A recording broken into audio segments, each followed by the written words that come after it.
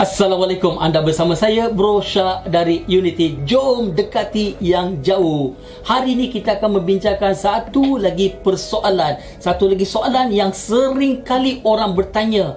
Kalau Tuhan dalam agama Islam merujuk pada Allah Subhanahu Wa Taala, dia tanya, kalau Tuhan itu adil, kenapa ada orang lahir dalam keluarga Islam, ada orang lahir dalam keluarga yang non-Muslim?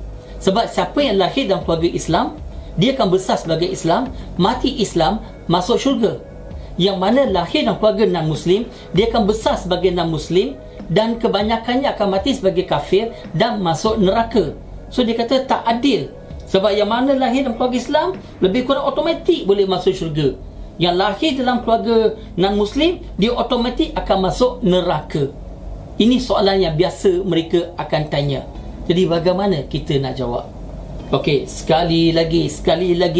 Yang pertama, syurga dan neraka bukan milik saya. Bukan saya tentukan siapa masuk syurga, siapa masuk neraka. Syurga dan neraka adalah milik Allah Subhanahu Wa Taala. Dan kita masuk syurga adalah dengan rahmat Allah Subhanahu Wa Taala, and of course disabitkan dengan amalan kita. Okey, kembali pada ni. Yang pertama, jawapannya. Yang pertama, dalam surah An-Nisa, surah nombor 4, ayat nombor 40, Allah Subhanahu Wa Taala berfirman yang bermaksud, Allah tidak akan menganiaya sesiapa pun, walau sebesar zarah pun. Allah tidak akan menzalimi sesiapa pun. Allah adalah Maha Adil. Itu yang pertama. Yang kedua, dalam agama Islam, yang penting bukan lahir dalam keluarga apa. Lahir tu tak penting. Yang penting mati dalam keadaan apa.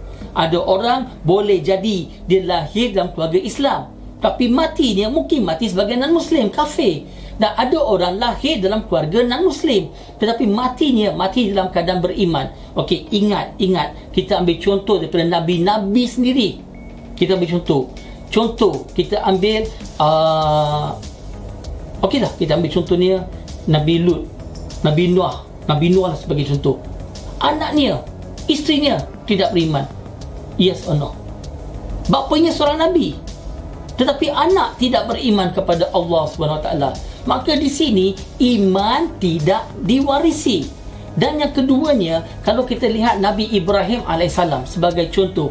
Nabi Ibrahim AS, bapanya adalah tukang buat berhala, tetapi anaknya menjadi seorang Nabi, seorang Rasul, antara Rasul yang hebat dalam Islam.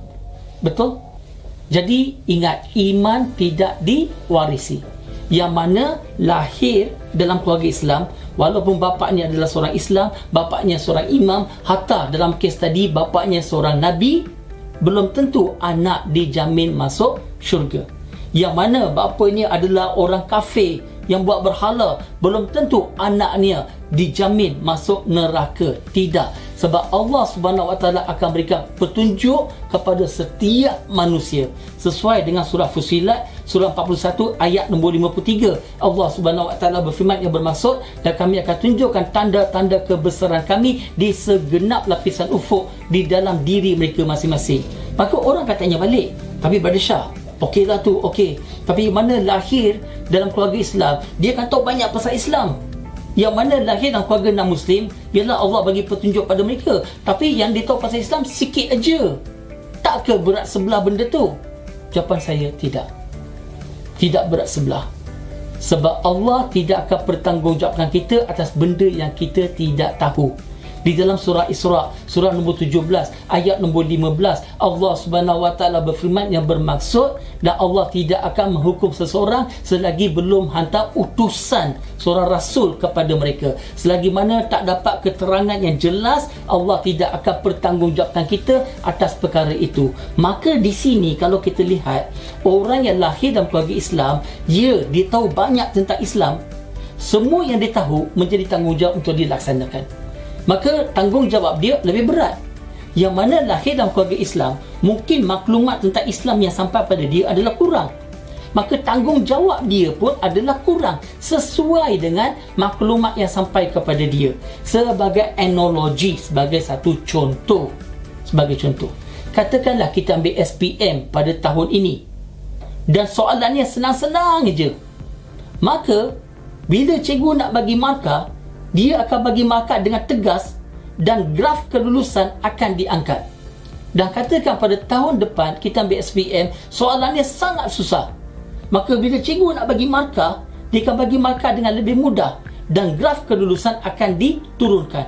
Maka akhirnya sama ada kita ambil SPM pada tahun ini ataupun pada tahun hadapan, dia serupa je.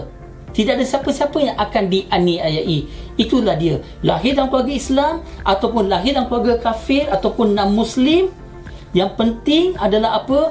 Bila sampai keterangan yang jelas, yang benar kepada kita, apa tindakan kita? Adakah kita terima ataupun kita tolak? So, tidak berlaku ketidakadilan di sini. Saya harap perkara ini membantu kita, khususnya dalam kita menyampaikan dakwah, menerangkan apa itu Islam kepada orang-orang yang bukan Islam, dan juga mungkin menjawab persoalan yang timbul di kalangan orang Islam sendiri.